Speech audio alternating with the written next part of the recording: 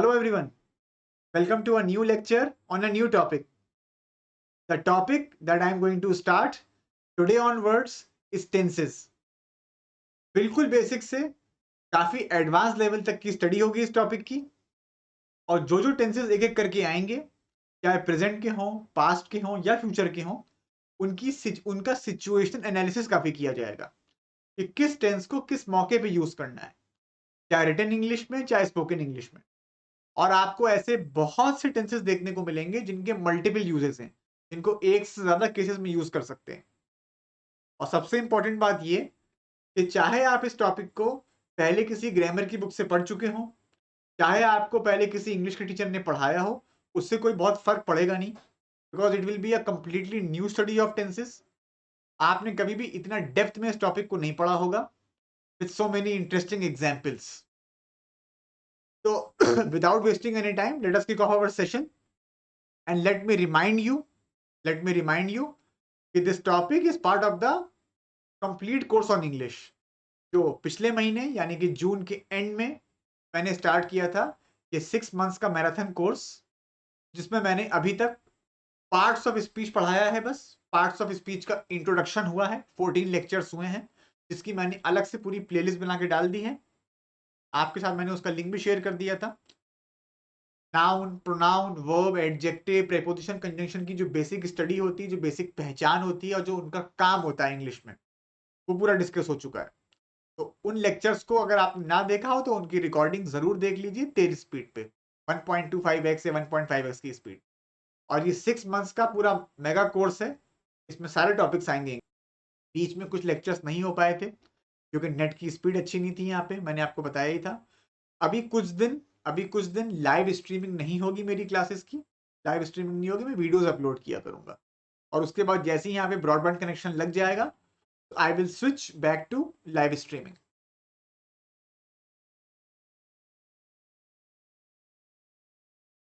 This is all about my teaching profile.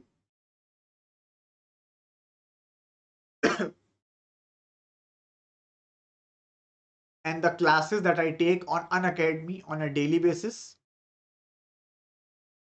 Unacademy में मेरा practice batch चलता है अलग अलग कॉम्पिटिटिव एग्जाम्स के लिए, सुबह 11 बजे और रात में 9 बजे।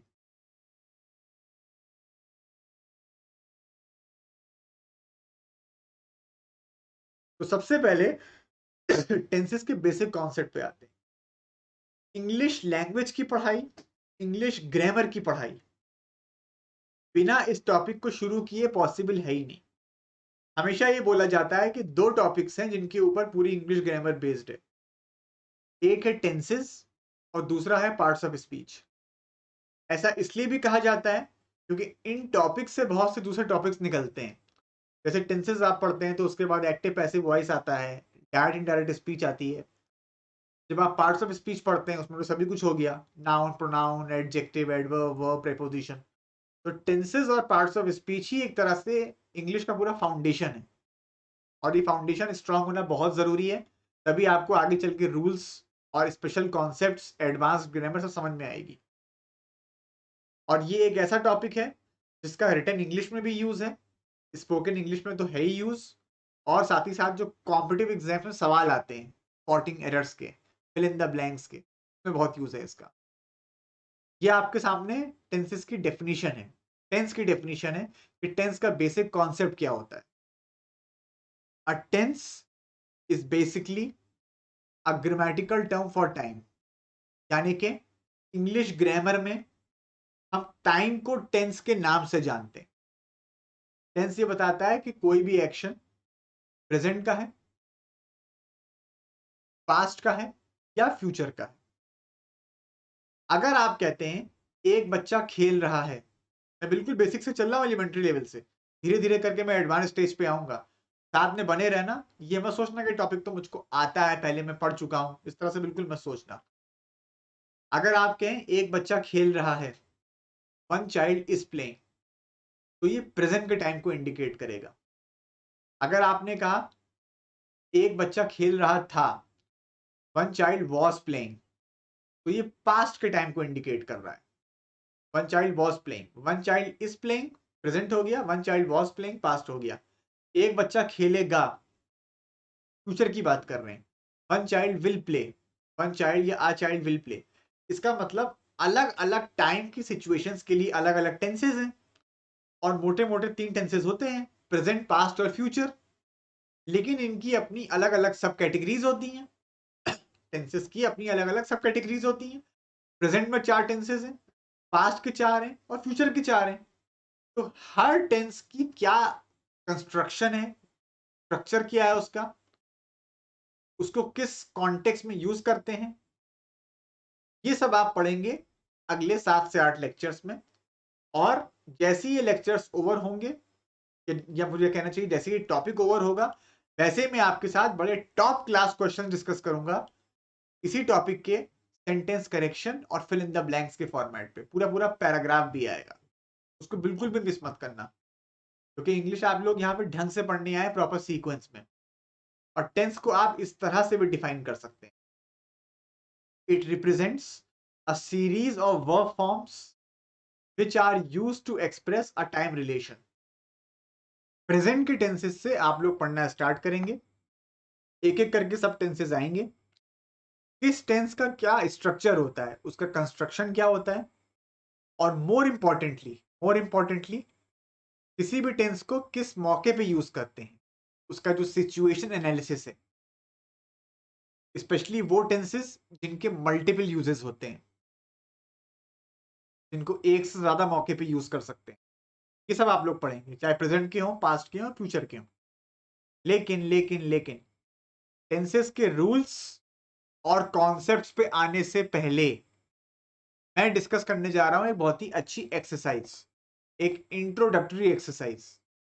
अभी आप लोगों ने कुछ भी मुझसे क्लास में नहीं पढ़ा है, आप लेकिन अपनी कॉमन सेंस प्लस सेंटेंस का मीनिंग और कॉन्टेक्स्ट देख के काफी हद तक एटलीस्ट कोशिश कर सकते हैं कि इस सेंटेंस में सही टेंस क्या होगा, जितने भी सेंटेंसेस आपके सामने हैं। और आपके लिए हिंट क्या है, या मैं कहूँ आपके लिए सिग्नल क्या है, ये जो कुछ वर्ड्स आ रहे हैं, इन वर्ड्स को ध्यान से आप लोग देखिए, आइडेंटिफाई करिए, और इसके बेसिस पे पकड़िए कि गिवन सेंटेंस में टेंस क्या होगा। चाहे तो सेंटेंस को मन ही मन में ट्रांसलेट भी कर सकते हैं, ठीक है। फर्स्ट सेंटेंस को देखते हैं, let me just rub it of. John clean his room daily. Daily का मतलब हो गया रोजाना। John clean his room daily, अब डेली हो गया रोजाना, यानी कि हैबिट हो गई जॉन की। John clean his room daily, अब डेली से काफी कुछ पकड़ में आ रहा है। डेली का मतलब हो गया रोजाना, यानी कि एक हैबिट हो गई। और जब हैबिट हो गई तो टेंस होगा present indefinite, simple present tense. जो आप लोग पढ़ेंगे, जहां से मैं पढ़ाना आपको स्टार्ट करूंगा, लेकिन आप लोग अभी जितना खुद से कर पाए उतना अटेम्प्ट करने की कोशिश करिए। बहुत अच्छा होता कि अगर मैं लाइव आता, लाइव स्ट्रीमिंग अगर पॉसिबल होती, जो कि कुछ दिन में पॉसिबल होगी, तब इस एक्सरसाइज को करने में और मजा आता, क्योंकि तब आप लोगों के और क्रॉस क्वेश्चंस होते, मैं आप लोगों से काफी कुछ और एक्स्ट्रा पूछ सकता था। खैर कोई बात नहीं, जो अभी है उससे आप लोग मैक्सिमम बेनिफिट उठाने की कोशिश करिए। John cleans his room daily, but अब टुमारो लग गया, लेकिन वो कल साफ नहीं करेगा, कल उसको वो साफ नहीं करेगा, तो बट विल नॉट क्लीन। तो इस सेंटेंस में एक बार प्रेजेंट टेंस आया, सिंपल प्रेजेंट, और फिर सिंपल फ्यूचर आया, इनकी डिटेल में स्टडी आप लोग आगे करेंगे अभी। जॉन अपना कमरा रोज साफ करता है, लेकिन वो कल साफ नहीं करेगा। सेकंड सेंटेंस देखते हैं, their son compile a report right now. Compile का मतलब होता है कई चीजों को इकट्ठा करके कोई डॉक्यूमेंट तैयार करना, या कोई भी चीज तैयार करना, एक तरह से प्रिपेयर। तो देयर सन इज कंपाइलिंग हो, क्योंकि राइट नाउ लगा है। राइट नाउ का मतलब हो गया इस वक्त, कोई काम इस वक्त चल रहा है, हो रहा है, यानी कि प्रोग्रेशन में है।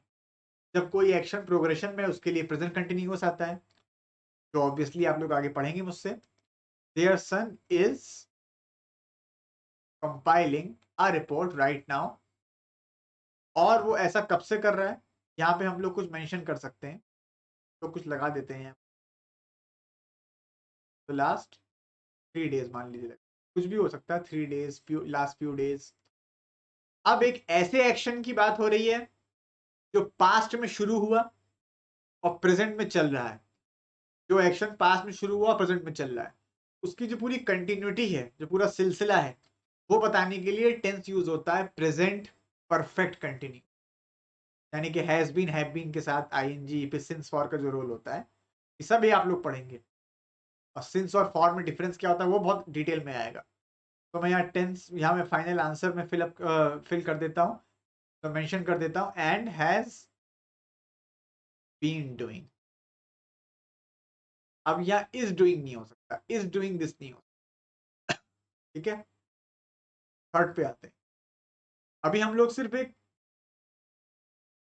सरफेस लेवल का एनालिसिस कर रहे हैं, बहुत ही इन डेप्थ नहीं जा रहे हैं। अभी जो हम लोग आगे काम करेंगे वो अभी नहीं कर रहे हैं। अभी सिर्फ एक इंट्रोडक्टरी एक्सरसाइज है, आपको दिखाने की कोशिश कर रहे हैं कि किस तरह से सेंटेंसेस फ्रेम होते हैं टेंसेस का यूज करके, किस तरह के क्वेश्चंस भी बन सकते हैं। When I see him last evening, last evening से काफी हद तक पिक्चर क्लियर हो रही है, पास्ट की बात हो गई। तो when I saw him last evening, जब मैंने उसको कल शाम देखा, यानी किसी पॉइंट ऑफ टाइम पर जब मैंने उसको देखा, पास्ट इंडेफिनिट सिंपल पास्ट उसने उस समय रोड क्रॉस नहीं की, क्रॉस नहीं की, वो काम कंप्लीट नहीं हुआ उस टाइम, वो हो रहा था उस समय, वो काम उस वक्त वो काम हो रहा था। तो he was crossing the road at that time, और उसने अपनी कार कहीं पार्क कर दी थी। अभी अर्लियर से बहुत कुछ आपको सिग्नल मिलेगा। अर्लियर का मतलब पहले ही, तो किससे पहले, कि मतलब जो क्रॉस कर रहा था उससे पहले वो एक काम कर चुका था, यानी कि पास्ट के पहले का पास्ट, एक एक्शन दूसरे एक्शन से पहले हुआ है। और ये जो पास्ट के पहले का पास्ट वाला केस होता है, इसके लिए एक टेंस है past perfect, had plus third form past perfect, and had parked. अभी मैं आपको ये इंडिविजुअल टेंसेस पढ़ा नहीं रहा हूँ, सिर्फ एक्सरसाइज सॉल्व करवाने में जितना डिस्कशन जरूरी है उतना कर रहा हूँ। And had parked his car earlier, अब वो आपको एग्जाम में कंफ्यूज करने के लिए बहुत से ऑप्शन दे सकते हैं। And has parked his car earlier, and parked his car earlier, was parking, वो सब नहीं होगा। फोर्थ पे आते हैं, आई एम श्योर। अब जैसे ही कहा कि आई एम श्योर, इसका मतलब प्रेजेंट में बात कर रही है, प्रेजेंट में रह के बात कर रहे हैं। I am sure that my sister, और प्रेजेंट में रह के फ्यूचर की बात कर रहे हैं। अब बाय द एंड का मतलब तब तक, अगले साल के अंत तक। ये जो केस बन रहा है, ये बन रहा है फ्यूचर परफेक्ट टेंस का। फ्यूचर परफेक्ट एक टेंस होता है, विल हैव शैल हैव के साथ थर्ड फॉर्म आती है। जब आप प्रेजेंट में रह के ये अंदाजा लगाते हैं, ये अनुमान लगाते हैं कि फ्यूचर में किसी समय तक, किसी समय तक या किसी समय से पहले कोई एक्शन हो चुका होगा, तो फ्यूचर परफेक्ट का यूज कर क्या होगा, I am sure that my sister. अरे अगर आपको बहुत ज्यादा नहीं भी समझ में आ रहा हो अभी, तो बहुत परेशान होने की जरूरत नहीं है। जब हर टेंस पे अलग अलग बात करेंगे तो पूरी पिक्चर अच्छी तरह से क्लियर हो जाएगी, और अच्छे एग्जाम्पल्स के साथ। I am sure that my sister will have completed PhD by the end of next, ठीक है। और वो आपको कंफ्यूज करने के लिए एग्जाम में बहुत से ऑप्शन दे सकते हैं, will be completing, will complete, will be completed, पता नहीं क्या क्या, but this is going to be the correct answer. Last sentence पे आते हैं, ऑल्दो। ऑल्दो का मतलब है हालांकि, और अप्राइज का मतलब होता है किसी को इन्फॉर्म करना, इन्फॉर्म करना, सूचित करना। फॉर्मल इंग्लिश में काफी, फॉर्मल और ऑफिशियल इंग्लिश में काफी वर्ड ये यूज होता है अप्राइज। हालांकि चपरासी ने हर एक सदस्य को मीटिंग के बारे में इन्फॉर्म कर दिया था, सूचित कर दिया था। कब किया था, लास्ट वीक किया था। यहाँ पे भी देखने वाली बात यह है कि दो एक्शंस हुए हैं पास्ट में, पास्ट के पहले का पास्ट वाला केस है जो मैंने अभी ऊपर डिस्कस किया था। एक एक्शन हुआ है लास्ट वीक, और एक यहाँ यस्टरडे मेंशन है। हालांकि हर एक मेंबर को इन्फॉर्म कर दिया था पिछले हफ्ते, किसी ने भी मीटिंग अटेंड नहीं की, ये बाद वाला है। तो पहले वाले के लिए आ जाएगा past perfect, had plus third form, although the peon had, had apprised. Has या है वो सब हैज मत लगा देना, ऑप्शन दे सकते हैं तुम्हें कंफ्यूज करने के लिए वो एग्जाम, या सिर्फ अप्राइज करोगे वो भी गलत हो जाएगा, कि बाद में दूसरा एक्शन भी हुआ है। Although the peon had apprised, यानी कि had informed each member about the meeting last week, nobody attended it. Past indefinite आ जाएगा, सिंपल पास्ट। और अगर आपको बहुत ही बारीकी से सीटी स्कैनिंग करनी है, डिटेल में एनालिसिस करना है, तो आप पहले हर टेंस मुझसे पढ़ लीजिए, 7 लेक्चर्स हो जाएं, तब तो बहुत ही अच्छे लेवल की एक्सरसाइज मैं आपके साथ डिस्कस करूंगा ही करूंगा। पूरा पूरा पैसेज होगा फिल इन द ब्लैंक्स का, सेंटेंस करेक्शन, स्पॉटिंग एरर्स के फॉर्मेट में क्वेश्चंस, और क्या यूज होता है टेंसेस का इंग्लिश लिखने में, पैराग्राफ राइटिंग, एसे राइटिंग, वो सब भी आपको देखने को मिलेगा। Tense is all about time. तो टाइम का क्या रोल होता है सेंटेंस बनाने में वो आप जानते ही हैं। चाहे लैंग्वेज कोई भी हो, चाहे इंग्लिश हो, चाहे हिंदी हो, चाहे उर्दू हो, कोई भी लैंग्वेज हो। तो ये एक इंट्रोडक्टरी एक्सरसाइज थी, कोई बहुत टफ नहीं थी। हाँ, तो अब मैं स्टार्ट करता हूँ पहले टेंस से, जो कि है प्रेजेंट इंडेफिनिट। प्रेजेंट में 4 आएंगे, पास्ट में 4 आएंगे, फ्यूचर में 4 आएंगे। प्रेजेंट में जो टेंस है प्रेजेंट इंडेफिनिट, इसको सिंपल प्रेजेंट के नाम से भी जाना जाता है, तो सिंपल प्रेजेंट के नाम से भी जानते हैं। इसमें सबसे जो इंटरेस्टिंग बात होगी जानने वाली, वो होगी इसके यूजेस। इस टेंस को किन किन कॉन्टेक्स्ट में यूज करते हैं। ये यूज 1 आप देख रहे हैं, फिर ये यूज 2, यूज 3, यूज 4 और इवन यूज 5। ये सब आप लोग एक एक करके पढ़ेंगे, ठीक है। मैं पहले से बोल रहा हूँ, वीडियो को प्लीज लाइक कर दो। बहुत ही टाइम लगता है, मेहनत लगती है नया कंटेंट तैयार करने में। जैसी वीडियो ये ओवर होगा, इसको शेयर कर देना अपने फ्रेंड्स के साथ, जो भी इंग्लिश पढ़ने में थोड़े बहुत भी सीरियसली इंटरेस्टेड रहते हैं। और इस चैनल को सब्सक्राइब ना किया हो तो बहुत ही बड़ा गुनाह किया है, वो तो कर ही लो सब्सक्राइब।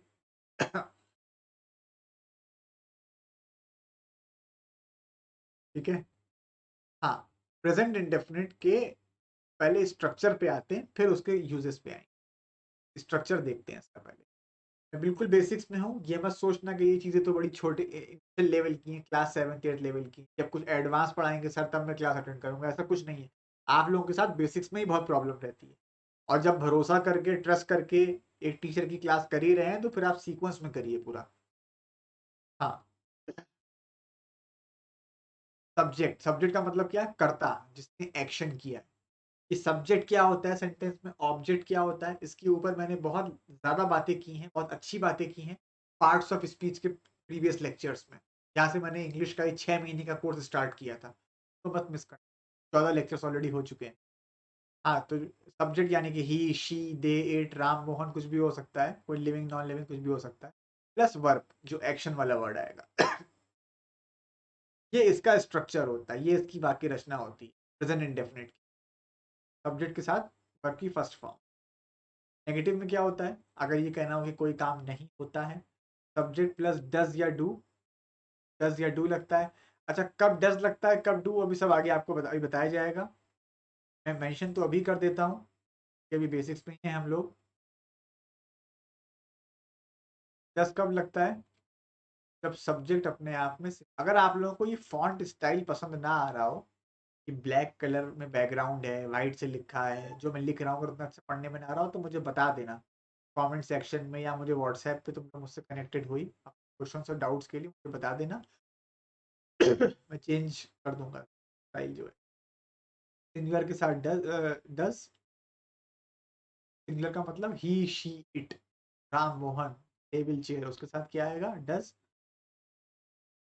और डू कब आएगा, जब आपका सब्जेक्ट, यानी कि जिसने action किया है, जो एक्शन करता है, वो या तो प्लूरल होगा, एक से ज्यादा की बात हो रही है, या तो यू होगा या तो आई, या तो प्लूरल होगा या तो यू होगा या तो आई। तो एग्जाम्पल्स देखने को मिलेंगे। तो नेगेटिव स्ट्रक्चर जब होगा, और जो इंट्रोगेटिव होगा, यानी कि जब आप सवाल पूछेंगे, आप इस को यूज करेंगे, डज या डू को। शुरुआत में आ जाएगा इंट्रोगेटिव में, सेंटेंस के एंड में क्वेश्चन मार्क लग जाएगा। ठीक है। इस टेंस की जो हिंदी है, जो हिंदी ट्रांसलेशन है, वो आम तौर से, हमेशा तो नहीं, लेकिन आम तौर से खत्म होता है ता ते ती पे। कोई एक्शन होता है तो ता ते ती पे खत्म होती है। कभी कभी हिंदी पहचान भी बहुत काम आ जाती है, जब ग्रामेटिकली आपका दिमाग काम नहीं करता। हाँ, इसी बात को आगे बढ़ाते हैं। देखो, जो लोग नोट्स बना रहे हैं वो लोग और ध्यान दें। नोट्स तो खैर सभी को बनाने चाहिए, क्योंकि जब तक आप लोग लिख के नहीं पढ़ेंगे, तब तक वो माइंड में रिटेन नहीं कर पाएंगे, 3 4 दिन बाद सब भूलना स्टार्ट कर देंगे। एग्जाम्पल्स देखिए आप लोग।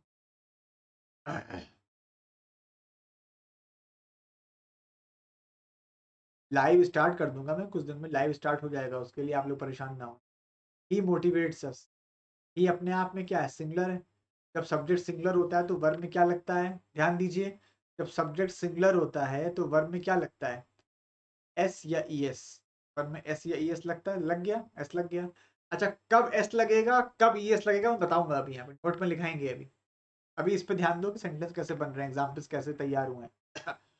वह हमें प्रोत्साहित करता है, हमें बढ़ावा देता है। नेगेटिव हो गया, वह हमें प्रोत्साहित नहीं करता है।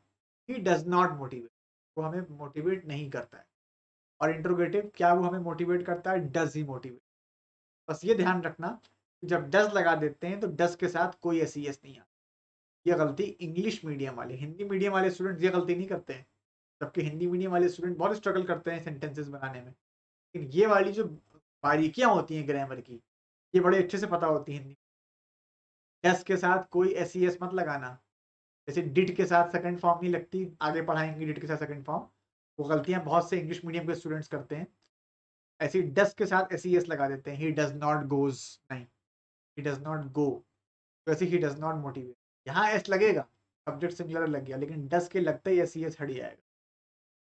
ठीक है, डज ही मोटिवेट अस, ये इस तरह से याद कर लेना कि डज में खुद ही एस लगाए तो वो आगे वाला एस हटा देगा। अच्छा, ये क्योंकि सवाल पूछ रहे हैं आप तो क्वेश्चन मार्क लगाना जरूरी। अगर किसी स्टूडेंट को यहाँ पे ये लग रहा हो कि नेगेटिव इंट्रोगेटिव साथ में कैसे बनेगा, कोई दिक्कत ही नहीं। नेगेटिव इंट्रोगेटिव में क्या हो जाएगा, does he not motivate, does he not motivate अस। अच्छा, अब इसका नेगेटिव आप लोग बनाइए, जरा कोशिश करिए बनाने की। लाइव होते तो मजा ही आ जाता, आप लोगों के कमेंट धड़ाधड़ आते रहते कमेंट सेक्शन में। The new manager, the new manager का क्या हो जाएगा, does not, does not, manager singular है, फॉर्मुलेट पॉलिसीज। डज के लगता है ये सी हट जाएगा, फॉर्मुलेट।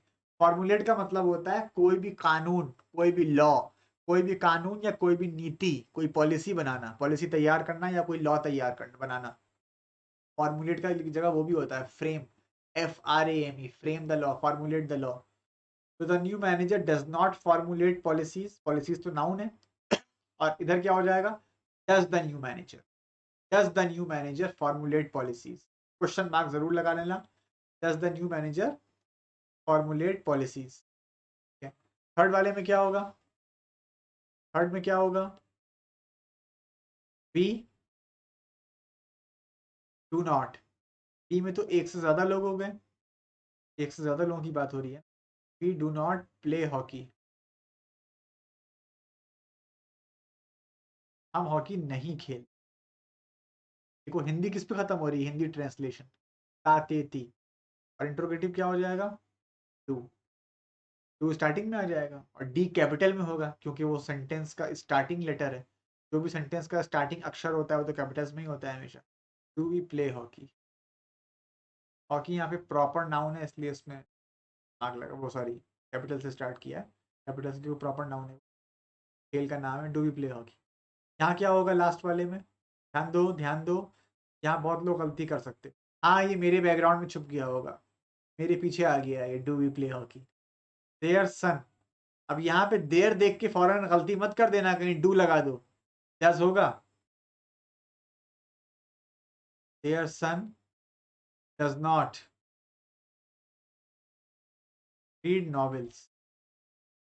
अरे देयर सन का मतलब क्या हो गया, ही, उसका बेटा। देयर सन का मतलब हो गया ही, तो he does not read novels.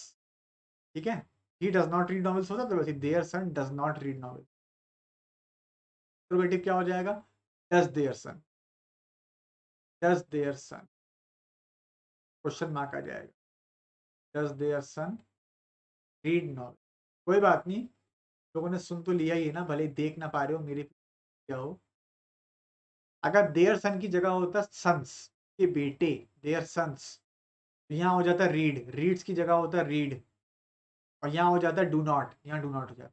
इतना ध्यान रखो कि जब सेंटेंस का सब्जेक्ट सिंगुलर होगा, यानी कि he she it, Ram Mohan table chair, इस टाइप का होगा, तो वर्ब में एस या ई एस लग जाएगा, और जब प्लूरल होगा तो कोई एस ई एस नहीं लगेगा। ठीक है, यहाँ पे एक चीज आप लोगों को जाननी और जरूरी है, बहुत जरूरी है वो चीज, वो है वाई वेन वेयर हाउ। जो चार इंट्रोगेटिव वर्ड होते हैं, वाई यानी कि क्यों, व्हेन यानी कि कब, वेयर यानी कि कहाँ, हाउ यानी कि कैसे। इन चारों का जब भी आप यूज करते हैं सेंटेंस के स्टार्टिंग में सवाल पूछने, तो स्ट्रक्चर इंट्रोगेटिव रहेगा, वाक्य रचना इंट्रोगेटिव रहेगी। इसका मतलब क्या हुआ, कि इंट्रोगेटिव वाला स्ट्रक्चर फॉलो होगा। ऐसा नहीं है कि बस तुमने why when where how use कर दिया शुरुआत में और क्वेश्चन मार्क आ गया सेंटेंस के एंड में। ऐसा नहीं, structure, the construction has to be interrogative. जैसे कि तुम्हें कहना हो वह हमें क्यों मोटिवेट करता है, नहीं दे रहा है, वह हमें क्यों मोटिवेट करता है, तो वाई ही मोटिवेट्स अस कोई इंग्लिश नहीं होगी। ध्यान दीजिए, वाई ही मोटिवेट्स अस कोई इंग्लिश नहीं होगी। वाई ही मोटिवेट्स अस नहीं, why does he, why does he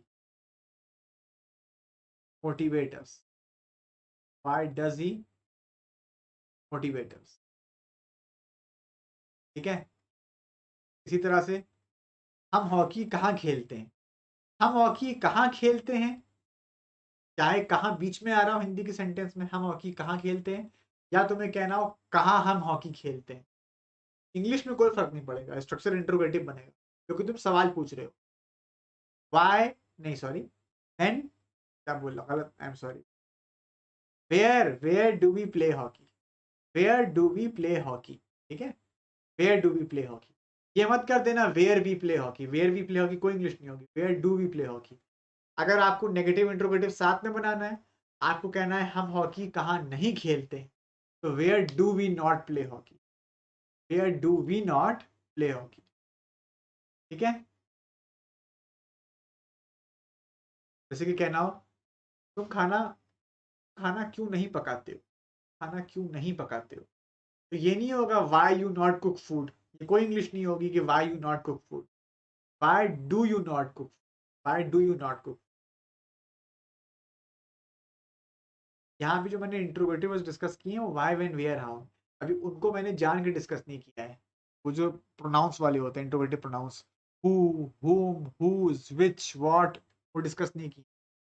गणित उनकी कहानी बिल्कुल अलग है, वो आपको एक्टिव पैसिव में अगले टॉपिक में पढ़ने को मिलेगी। ठीक है, में अभी थोड़ी सी एडवांस ग्रामर लगती है, वो आपको फिर समझ में नहीं। हाँ, अब कब एस लगना है कब ई एस, कब एस लगना है कब ई एस लगना है वो देख लो। जो वर्ब्स किस पे खत्म होते हैं, जिन वर्ब्स की स्पेलिंग खत्म होती है H, S H,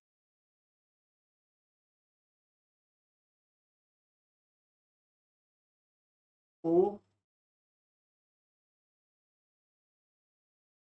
S S, S S पे, इवन एक्स पे भी। ठीक है,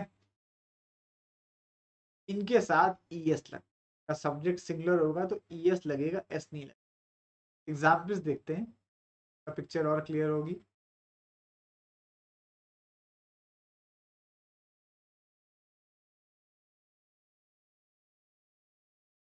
बैशेस, बैश का मतलब समझते हो, किसी को मारना पीटना अटैक करना, ये बैशेस, सबको मारता है।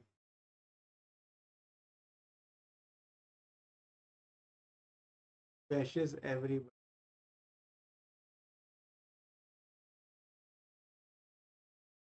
ठीक है।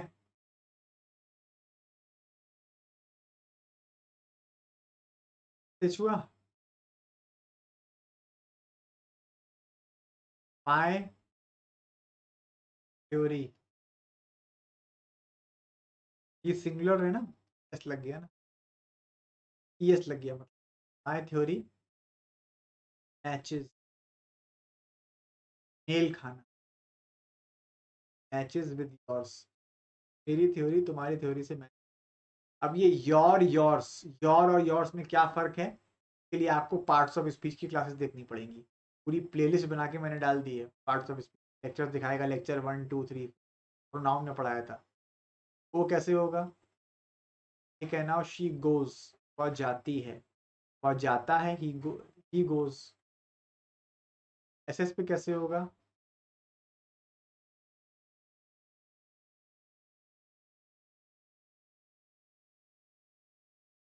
एग्जाम्पल पहले एक्स का देख लेते हैं।